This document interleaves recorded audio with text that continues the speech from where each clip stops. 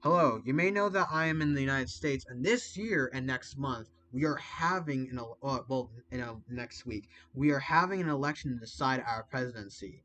Now there has been a lot of talk about on how we as people should treat the U.S. election, from right wingers fighting each other on the matter and fighting leftists on the matter, and leftists fighting each other on the matter as well. This video is supposed to give an analysis of how people and humans should look at the US election and what needs to be done. This video is also supposed to give an overview of the Obama administration and Bush administration in the past that both candidates, Joe Biden and Donald Trump, look to. For Biden, the former, and Trump, the latter, as well as an address of the platforms Joe Biden and what Trump has done so far in his administration and his platforms as well. I hope you enjoy this video and will give you more knowledge and insight of who to vote for this election. Without further ado, let's continue. Let's start off with the Republicans and Donald Trump. I think it's very fair to say that the Republican ideas for the economics of the United States and its allies is by far most limited, slowed economic practice that has come to be. They reject any form of medium or large participation of government into the market, rather having it mostly free and private, without realizing that having the market as free as you could, depending on the material condition of your country and around it, is still degenerated and leaves the market more vulnerable for crashes and economic crises because of the network that is supply and demand, and that they even praise. There is a demand in the market that leaves more companies and employers to produce more commodities, which leaves the market more filled and yet having less of an ability to distribute those goods. This causes overproduction, a concept where you produce too much for goods to be distributed to enough people. So what this means is you can produce enough food as people but as possible, but people would still go hungry through the distribution aspects of the market and why commodities are produced in the first place. They are distributed based on exchange and the money it takes to get that commodity for that exchange. This is something that the Republicans, and later we will go into this video, capitalists in general fail to understand. But this is very much the case of the Republicans and people who sympathize with it, or go further than it, such as the American nationalists, neoliberals, conservatives, libertarian capitalists, voluntarists, objectivists, and anarcho-capitalists. They also have a very warped view of the economic struggle in the United States, believing the fact that government is inherently against the interests of the individual and their interests. They are not entirely incorrect, but if we are talking about governments and capitalism, if we're talking about governments and capitalism, which is the state. But they fail to understand one thing about the state. The state is an authority of a ruling class over a non-ruling class, exerting its control over the non-ruling class to keep themselves and their economic system going. Thus, they can claim that the state is against the individual's interests, but so is the corporate bourgeois capitalists that legitimize this state and have workers work for a wage that is making them very dependent to these bourgeois corporate capitalists. Thus, to try and limit the state but not limiting the bourgeoisie's control is not only more of a nightmare than what capitalism in general stands for, but also it is very much impossible to even do. This is an example of the theory of false consciousness that Frederick Engels pointed out. Their idea for taxes has obviously had not been put much thought into when they made for the conception of less taxes in capitalism, when taxes is the very funding for the state, capitalism being essential for the state to get involved, to keep the economy from collapsing. This is something that the Republicans again claim to be against and for better economics, but then you have to ask, how is the state then legitimized? The answer is through the free market and market distribution, private production, commodity production, overproduction, exchange, and the rest of the foundations of capitalism that are related. So, anyways, what are these tax breaks going to? And who is it benefiting? The truth, tax breaks are going to the more wealthy people and more people who own the means of production, rather than the common American, in other words, the worker, as the Republican platform said they would do, that defends Trump of making these tax breaks possible in the first place. It is shown that more workers paid more taxes than on average when Trump allowed a tax relief bill and had employers pay less taxes when the tax bill was introduced. This led to the income of the average worker getting lower and income of employers getting higher. For the employer owns the workers' means of production, for they're forced to sell their labor power to them and have to be subordinate to the labor time they decide for them. In fact, average workers paid more taxes since the 2017 tax relief bill by 30%, and employers paid 40% less. This is very much proof that Trump has little plan to cut taxes and to create jobs, that has worked in the benefit of the employers that do create these jobs. But the problem of the Republicans is they fail to realize the implications of these tax relief laws to the employers that affect the workers, which make them more exploited than they would be in liberal traditional capitalism that even Adam Smith and David Ricardo called for. These people I would consider possibly the most mainstream party against the proletariat. But that can also actually be said about the Democrats and Biden as well. But we will get into that in another section of this video, so keep watching.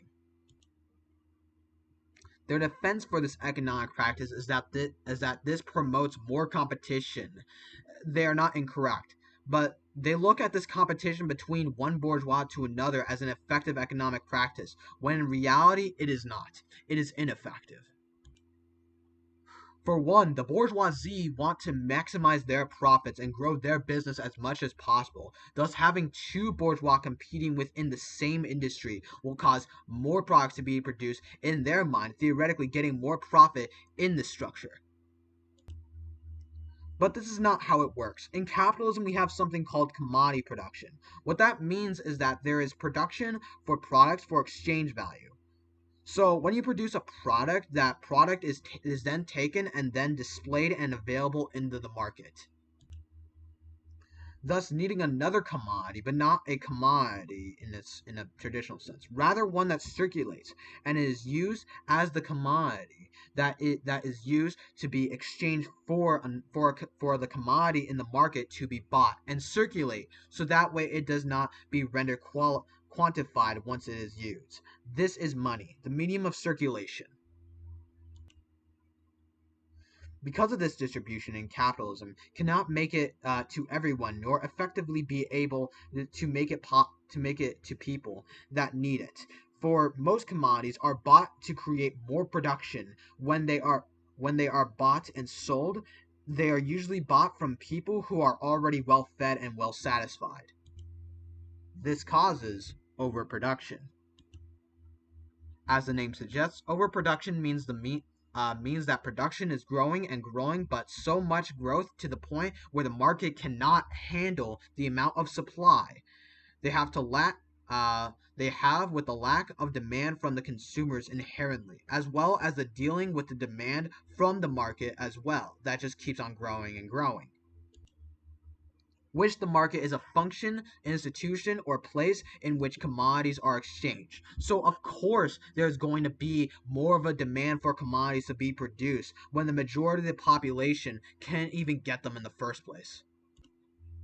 Anyways, because of what we covered earlier about overproduction, this is exactly what causes markets to crash and create an economic crisis, which then there is another demand for the state to get involved to keep the market stable and try to keep the system afloat.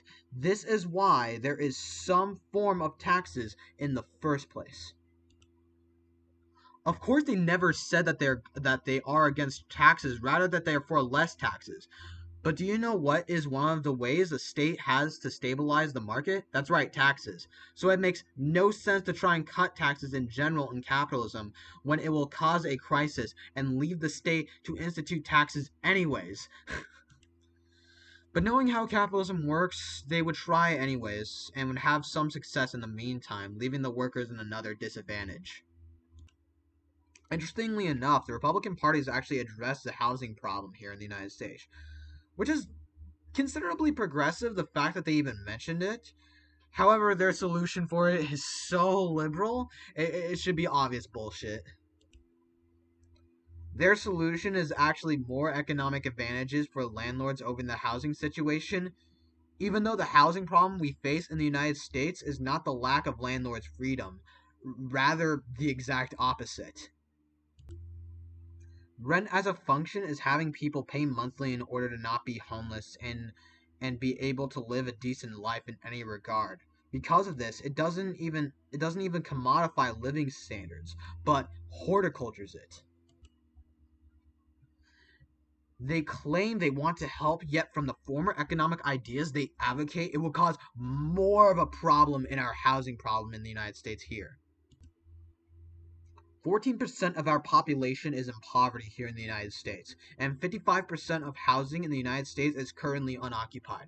The clear message here is to just give these housings away for the people that need it rather than focus by selling them because they have no means of buying it in the first place.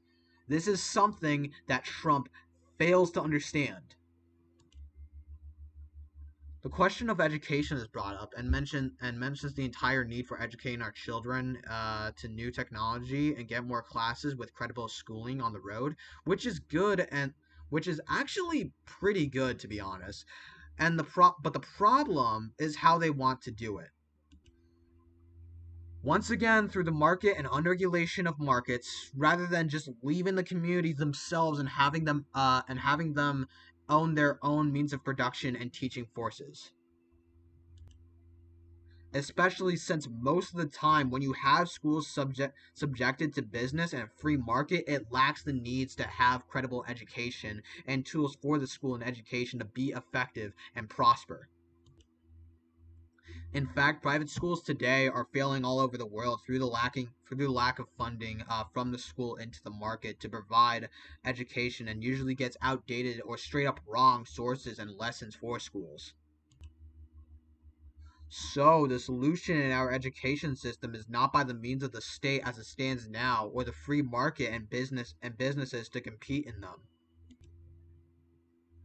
Rather, teachers and students collectively owning their education process and how they want to work, and what time and what subjects for themselves and others, based on the use of education rather than the exchange, and allow them to fully be compensated through planned economic distribution they that they and not the state can control. Not the state, that they can control. The students and the teachers collectively controlling their planned distributions and their production. Now, these platforms are entirely the platforms made by the Republican Party of their page, not exactly Trump's policy on the matter. At least they would have credible detail. Trump's official page, though, well, let's just say it doesn't explain what it's advocating or explains itself, and it's just fucking stupid. So, I'll only address the parts that actually are put into detail. Anyways, let's continue. Ah, yes, cutting taxes to try and boost take home pay. What could possibly go wrong? Turns out everything, actually. In fact, it's going to have the opposite effect. When you cut taxes, you are not guaranteeing what taxes you are cutting to. And if you just cut taxes in general, then it frees up the market to pay workers less and possibly find more workers who work cheaper. As well as the fact now it leaves the market to do more activities that could profit their business, but specifically the worker for they have the opposite holds of the means of production.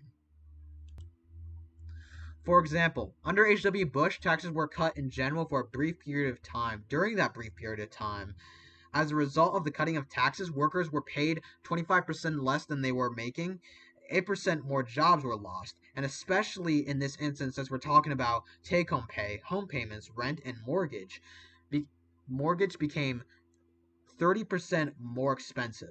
Especially since the workers' pay during this time were cut by 25% less, they couldn't keep up with the pay of the housing, and most lost their houses during this time and had to move back into their parents or guardians. Had to had to move to a cheaper and less qualifiable home, or completely become homeless.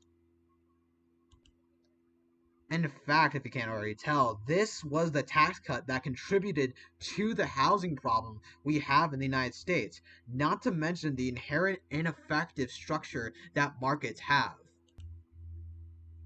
So, when we try to cut taxes, we could actually be making it harder to have workers to pay for their homes, as well this has historically happened under George Bush Sr. The conclusion that is to be made here is to keep in mind taxation is the funding of the state, and we as workers need to be against the state at all times. But cutting taxation doesn't benefit here because employers can use that to their advantage to make their own lives easier and more profitable, while the workers harder and more miserable, thus causing more alienation in our labor, others, and ourselves. Trump goes on to say that he wants to increase opportunity zones for a certain amount of time, which is just even more pathetic for the fact of how these opportunity zones are affecting a lot of workers in America and not actually doing anything. Because most of the zones that have been made have been used to fund more real estate projects, which would be used as vacation homes and stays rather than permanent residency. Which was not even the goal of these zones, because the point was to somehow get workers to economically build themselves up and contribute to the market, which, by no surprise to anyone who knows how the relation between the employer and the worker works, and between the how the relation between the employer and the worker works, the zone failed to accomplish its objective and is impossible as well. You know what? Let's actually look at the relations. Actually, the worker gets paid a wage for the worker has to sell his labor power or their labor power, to live. Labor power in this instance would be your mental and physical embodiment of labor to yourself, or simply put, your ability to work. Thus, leaving you into the relations of the employer who buys your labor power to their tools, to their factories, their workplace, their production, and their rules as well. So, you may perform a certain amount of labor time into the day producing commodities. Labor time in this instance is very self explanatory. It's the time of work you perform into the workday until you are able to clock out and go home. So, the employer takes whatever commodities that the worker produces and sells it into the market to get a profit. Then they have to make money for themselves, pay for materials, maintenance, advertisement, cost of productions, and the worker as well. Although it was the worker who worked a certain amount of time of the day and produced those commodities using the tools he had and materials his employer gave him, he still makes either only half or a fraction of the labor time value he has performed. Of course, not because the employer is evil, rather the fact that they need to look out for their needs as well as to maintain the business. But that doesn't matter because it's still happening in the first place. So let's add these opportunity zones into the equation and the objective of them. The point of these opportunity zones is to somehow give opportunity for workers to grow into employers in America and be able to grow themselves and make more money through their own employment. The problem should be obvious. if you are to do that, how can commodities be produced if there are no workers being employed to do these things in the market? Everyone will either be self-employed petty bourgeois or employers themselves bourgeois, according to Trump. So then there will be a need for workers if they are going to be employers, but they can't hire anyone if workers are supposed to grow. They will be producing commodities at a fast pace. Only the self-employed, but then they're going to have to be employed themselves if they want these employers to stay in business in the first place, thus making them no longer petty bourgeois, thus causing the demand of these opportunity zones again, and the cycle just keeps on repeating. God, this is the fucking thing that Trump and the Republican Party don't understand, and yet to be claimed masters of economics. The market itself is demanding commodities to be produced in order to live and exist and maintain itself. You can't do that if everyone self-manages themselves. It puts people out of business. Now, I can see how some fellow communists might hear this and think, oh shit, we should encourage this and this will destroy capitalism. But that's not the case either. Remember, this is affecting the bourgeoisie and their profits. They wouldn't accept this to happen to them in the first place. That's why these opportunity zones are very small and ineffective and doesn't really do anything. Because they are not going to give up power that easily. They're getting way too much profit and benefits from the system. Remember, they are the ones who own other people's means of production and control to have others to produce commodities and sell those commodities on the market, and only pay them a fraction of the amount of actual labor time performed, so the business can keep going, and they can take care of for their own needs as well. Of course, he touches on the subject of environmental care, except his proposal will cause more of an environmental crisis than now, and will cause more of our planet to get even hotter than it needs to be, and will cause more negative effects in our climate. By not regulating business as of what we can see today in our economic system, that would like to get profit as much as quickly as possible. So that means that they are going to try and automate and industrialize as hard as they can to get that at a cheap cost as well. So the cheapest way to do that is through focusing on fossil fuels, coal burning, plastic burning, fracking, and other forms of resource extractions that are cheaper, however, affects our climate to a negative degree. Through the increase of resource extraction tactics, our climate has gone higher, sea levels have risen, and the Arctic Ocean barely has any ice left. And just overall, our planet is getting hotter than ever in the past 1,000 years. This has led to horrible conditions for our environment and even people in areas as well during this time. The modern day context, or at least as I am recording this video, in California fires today. Despite the claims from the Republicans and various other groups, the fires did not come from just poor leadership and definitely not a lack of forest cleaning. But it's not just the mismanagement of Donald Trump in the presidency, and definitely not something new either. This was used by poor leadership from bourgeois officials that focused more onto the exchange and profit of what these regulations and safety laws would pose rather than the environment and the people as well. Also, there is little to no evidence of the idea of forest cleaning other than during fall to clear leaves from roads and easy for people to pass. As well, it's not just the fault of the Republican presidency. It is the fault of the big silicon tech companies and oil companies making it easy for these fires to happen in the area, as well through cheap ways of extracting resources and producing resources as well.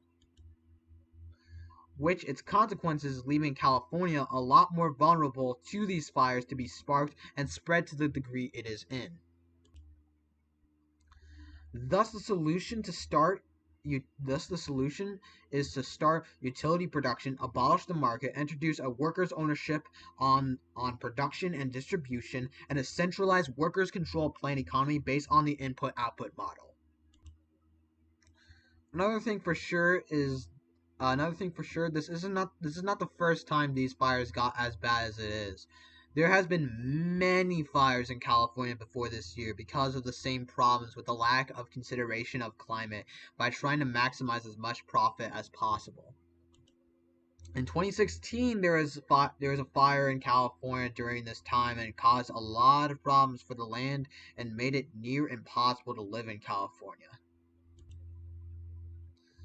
As well, there was many fires in the 2000s, 1990s, and 1980s, all of it caused by the lack of consideration for the safety environment because of the more consideration of keeping the business afloat and trying to sell as much commodities as possible and maximize as much profit as possible to keep their needs, the maintenance of the business, and the pay of the workers. So here, both the Democrats and the Republicans are wrong. Again, the sources can be found in the description. The worst part, they pretend to be the best environmental progress in the country, but in reality, they support the institutions and systems that allow for this problem in our environment to happen in the first place. One argument that can be brought up by the Republican Party, but is very rare when they tackle the conception of a workers' ownership on production and the abolition of markets, and the ideas that many Marxists do advocate for, even though they do barely address it, that the, hold on, fair warning, for any communist listening to this, or anarchist at all, any socialist at all listening to this, cringe warning. Okay, this is an actual fucking argument. And I'm pretty sure you're gonna fucking cringe when you hear this. So fair warning. Yes, this is an actual argument that the workers and people in general have to be commanded in production. This take, I hate it. This is a bad take. So now we have to say to this idiotic argument, the fact is we are able to produce tools, gather resources, hunt for food, and help our communities long before there was a thought of a medium of circulation of commodities, money. No one told each other that they need meant or managed over them. They were able to do things on their own and produce their own products for their own purposes and their own uses. On this is under what we now know as tribalism. No one owned over other people's production and no one had any control over the other. So no, we do not need anyone over us to innovate and get stuff done. We can do that independently ourselves. Like that has historically been proven. We were able to produce the hammer long before money was even thought of, buddy. I'm sorry. Oh boy. Well, since we're done with shitting on the Republicans and Donald Trump, let's get on to the Democrats and Joe Biden. Oh, this is going to be a good one. Now, let's address the other candidate and the party that is very much bad and how it even led to the idiotic president we have today. In the first section, they focus on the COVID-19 virus, or commonly referred to as the coronavirus, and its outbreak, and blaming Donald Trump, which is very much Donald Trump's economic policy during this pandemic, is definitely to blame. But I think the major problem is the fact they want to go back to the policies under Obama and just rather see the old ways, rather than taking the things that the people actually need.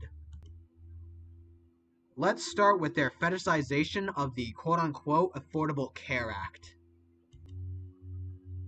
Let's look at the things that the Affordable Care Act did and why it was even passed in the first place. The Affordable Care Act was passed to have healthcare to be cheaper to people who need healthcare and still leave the healthcare system to be a part of the market system and private under the control of companies to control the medicine and care for the United States. This was a compromise when they realized that the healthcare system in the United States became more and more expensive to people who need care. What it did was having the government get involved to lower pricing to each individual consumer that needs healthcare and needs. How effective was this? Not much. For one, it was hard to determine the income of the patient if they were in an emergency where they needed to be treated right away and yet still have to fill out the massive paperwork required, despite the fact you could be in really bad conditions. A way to combat this was some hospitals were able to delay due dates of paperwork fillouts, and then that but then that led to another problem of brain injury, mental disability, emotional trauma, and various other factors that can stop the individual who needs care to get it, and for the medicine or care to be paid in the first place. Add the fact that this is again all under the control of the market, as if you are buying a product from the market, in which most cases left people straight up to go into medical debt, medical pay, and insurance debt. All of it left the entire country into massive lowering of income, money for the common worker, and massive debt to the working class that was basically almost impossible to pay off. Now, to be fair, this is not saying Trump's medical policy was better. In fact, it actually made things worse. But that's not the fucking point. The point is the fact that this act led to even more crazy plans of healthcare we have today, and is just shown that we shouldn't rely onto the market anymore. I mean, for crying out loud, having the medical care for free to the consumer and having the consumer pay for the healthcare through taxes like every other developed nation in the world is seen as radical in the United States. All because they can't just handle losing at least $100 yearly of the millions they make monthly. This is the key problem with our healthcare system and what we consider as quote unquote progressive. Worst part is they think that Cobra will just solve everything when it comes to healthcare as well, when the problem is the fact of the price of healthcare in the first place. One thing they think and they try to say is the ideal notion that somehow everything will be better when we try to focus our economics and structure on small businesses rather than big businesses. Basically, the petty bourgeoisie or recent bourgeois figures. When in reality, if we are to focus our attention on these small businesses when these businesses' interests are to get bigger so they can profit themselves, it will just give more power to these people to where they themselves can get profit to the point where they are themselves now big, as well as the fact that their interests are the same. That interest is to maximize as much profit as humanly possible. Like, focusing your attention on small businesses is not going to change anything as to how things are run as a social relation. The hypocrisy of these liberals. They claim they will never leave the people behind during the pandemic and claim they are going to help.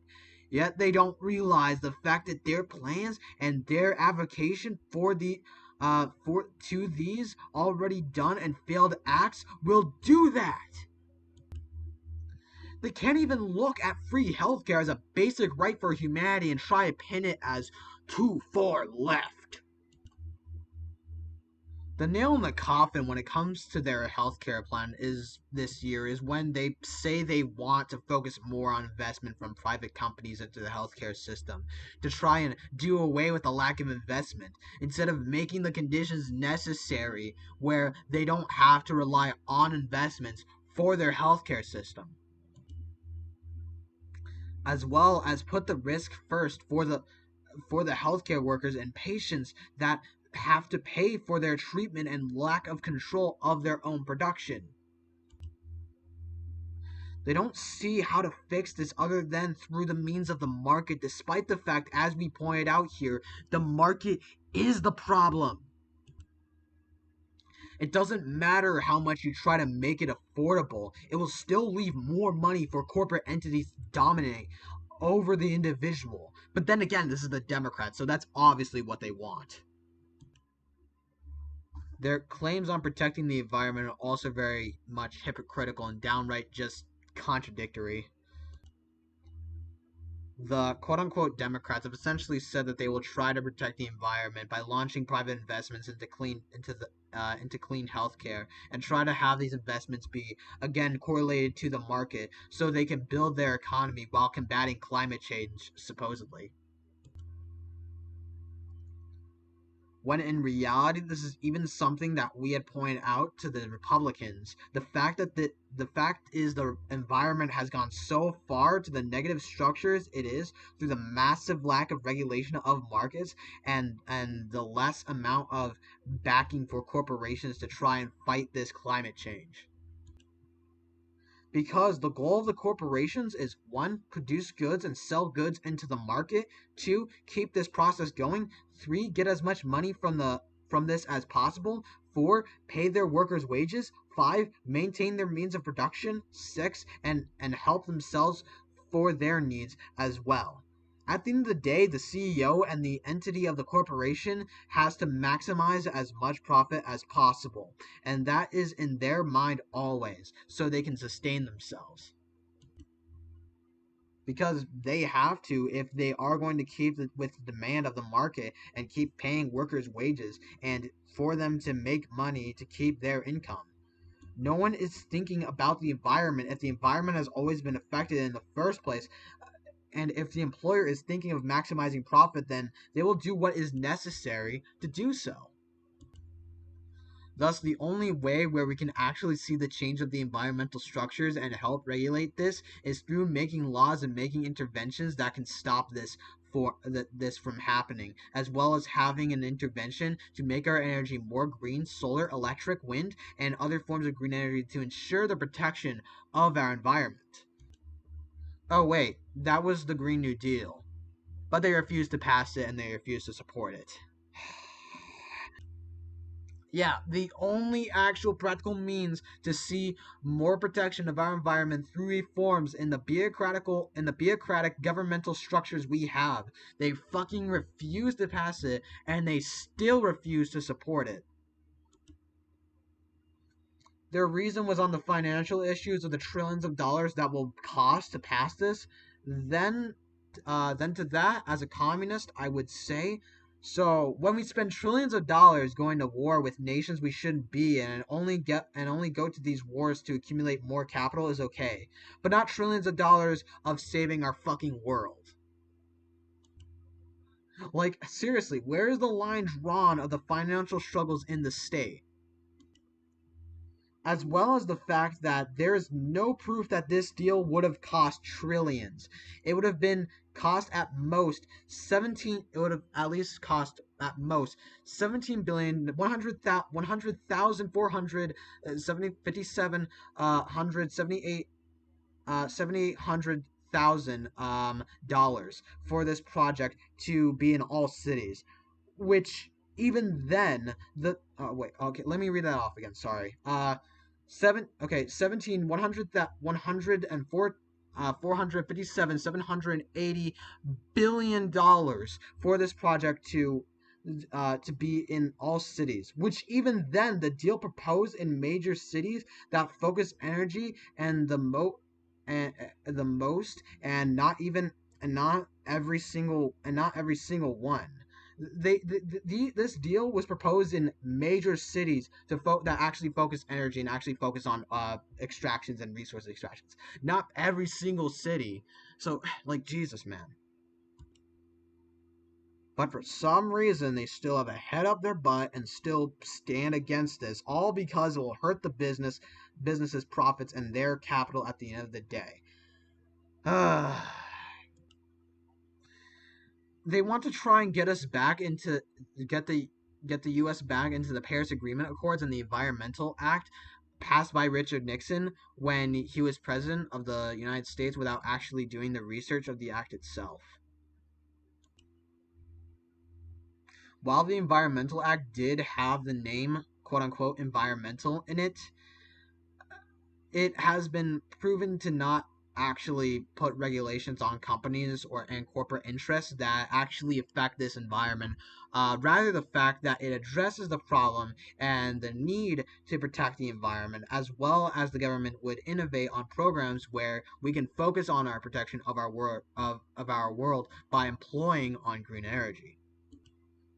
So yes, it was supposed to be an effect, but in reality, its effect wasn't much, and still let a lot of companies and productive forces still stamp on the environment, if necessary, for their interests to keep production of the commodities going, regardless of who or what is affected by it. When which of course did bite us in the ass today, with our climate getting hotter and hotter when we keep on this production of commodities to the point where we have our planet getting 4% hotter than the past 30 years. I can agree that just revoking the act with no protection of the world is definitely bad, but we do have to realize this was ineffective anyways, and the only one that could have actually made change through reform was the Green New Deal, which they still fucking refuse to support. The one thing for sure is the fact that they are not seeing the importance of protests and black struggles we have seen today. I'll make another separate video on this in another time, but for now, please watch my video on Black Lives Matter protests that I've made when they first started. But all that you need to know, the Democrats and Joe Biden, is that they are openly against the violence and radical methods of the protesters, and that because of this their assemblies. Sorry about that. Oh my god. Sorry. Um, and because of that, because of this, they are against their assemblies. The absolute ignorance of these people.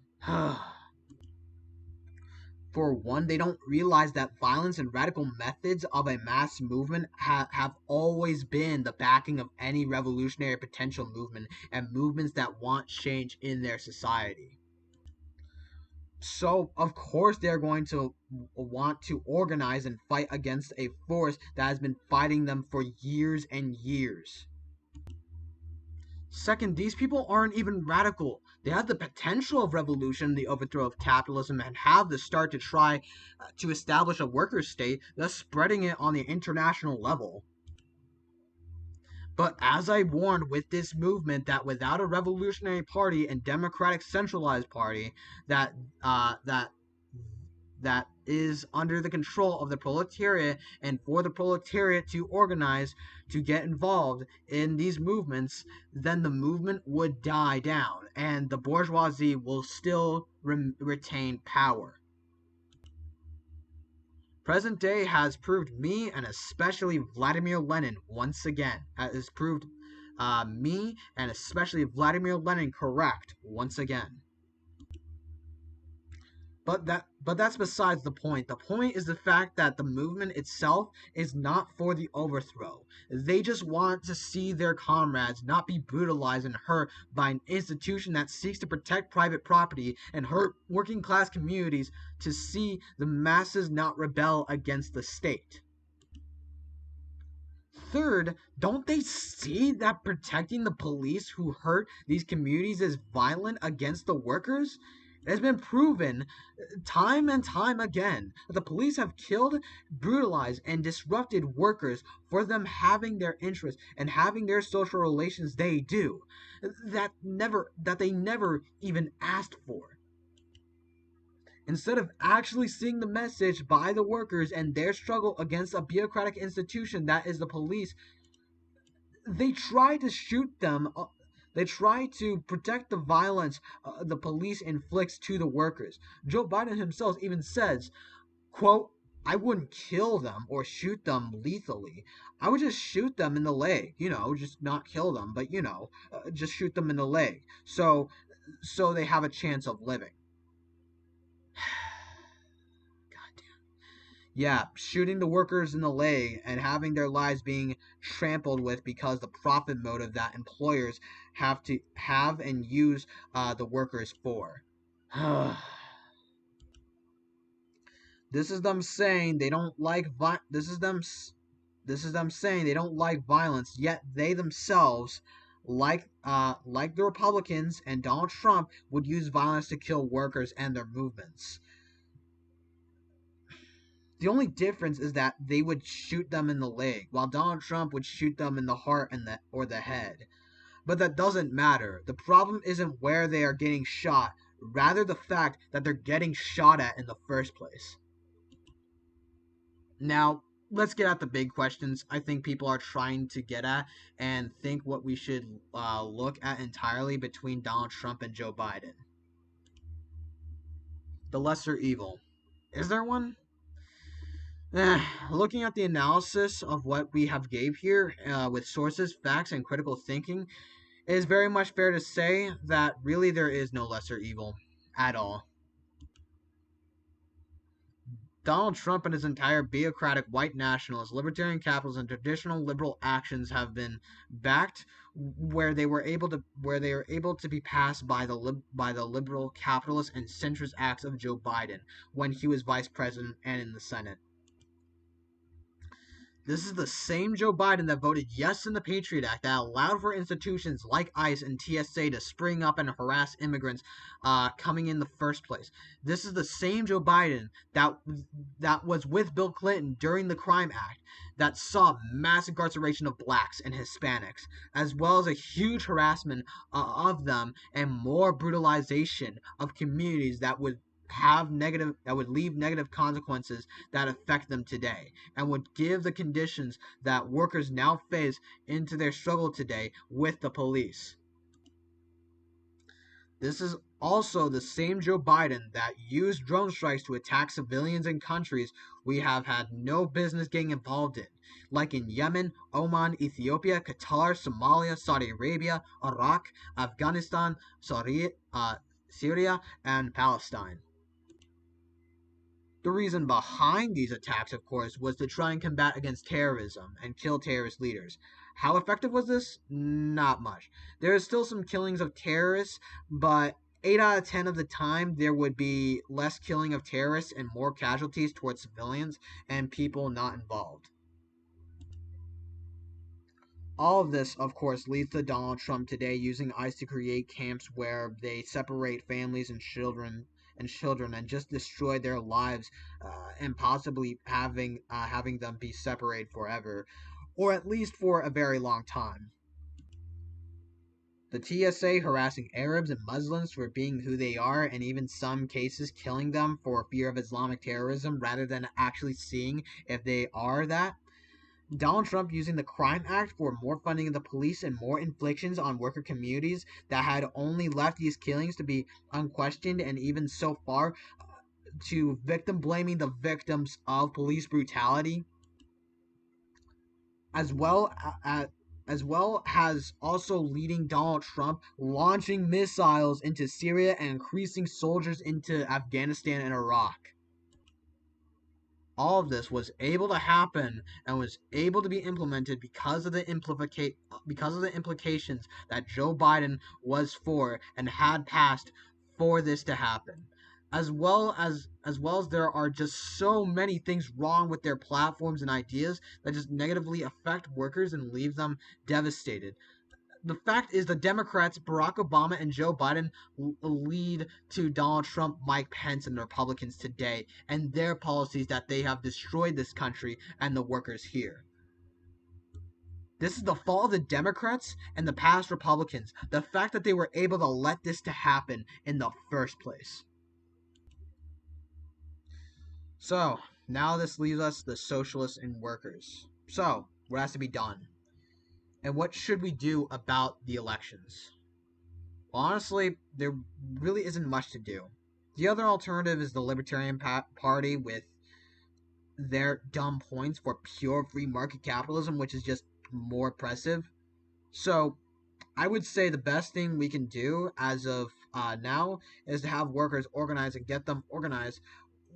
What this calls for is not a participation into the bureaucratic structures of these elections so much, rather see more the need and advocating for a revolution of the workers.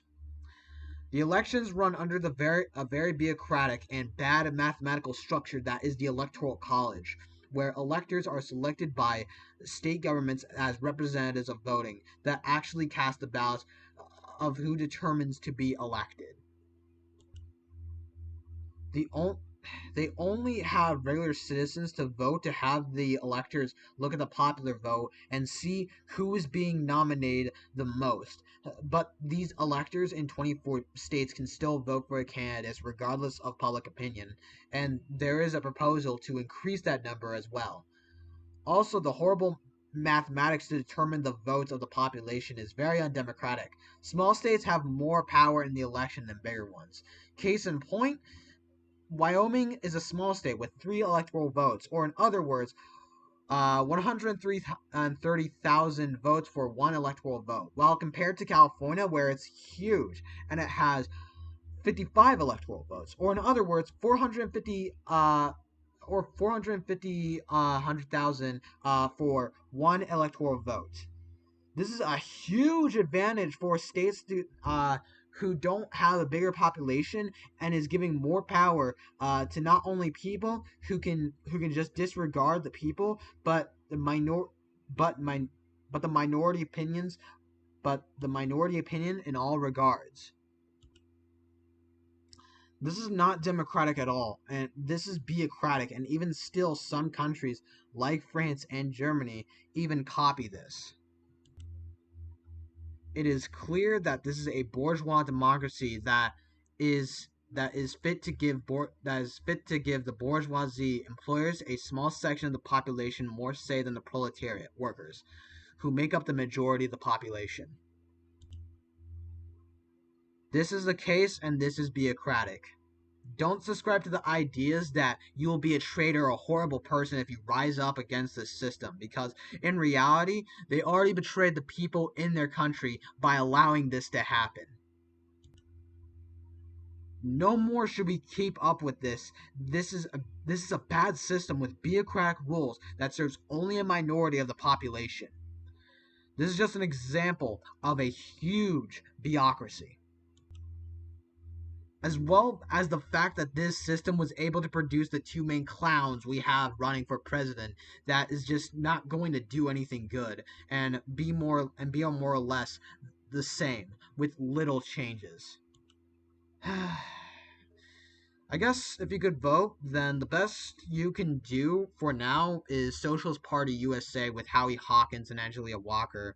If you don't have access to Socialist Party in your state though, then good news, they are also running under the Green Party and they have a wider range of ballot access. But they're not going to win. The only reason we could vote for them is so we can build out the working class through the openings of that this bureaucracy provides. But that's really about it. The ultimate thing the ultimate thing I and fellow socialists and communists can do is to organize a party, organization, and council to spread class consciousness as workers ourselves, and have the workers get involved within the party and be under control through democratic structures and centralized formats to give more power to the workers to rival against the employers and to be able to provide them with it. Here they can organize councils and take discussion, debate, and planning and action for what needs to be done and how to do it, and for a goal in mind. Again, centralized and under the rule of the party, which this party will be under the rule of the proletariat workers again, where they can finally take action. The best organization I have been organizing under and helping with this, definitely the following: Socialist Party USA, Freedom Socialist Party, March 21, International Leninist Trotskyist Fraction, and International Socialist Tendency.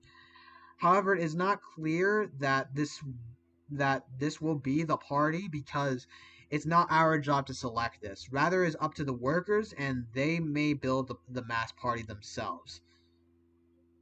I'll send the links to these orgs if you want to join, and if not, that is okay. We all can be busy, but then I urge you to please talk to workers and get them involved yourself as well if you could when you are busy.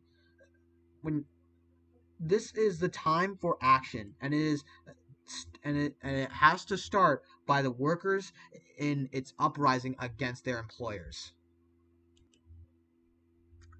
Thanks for watching. If you like this video, hit the like button down below, and share it. Also, if you're new to my channel and like what I do, then subscribe and see more videos. I plan making more videos in the future. Follow me on Twitter if you want to see what I post. Also, please stay awesome and have a good day. Goodbye.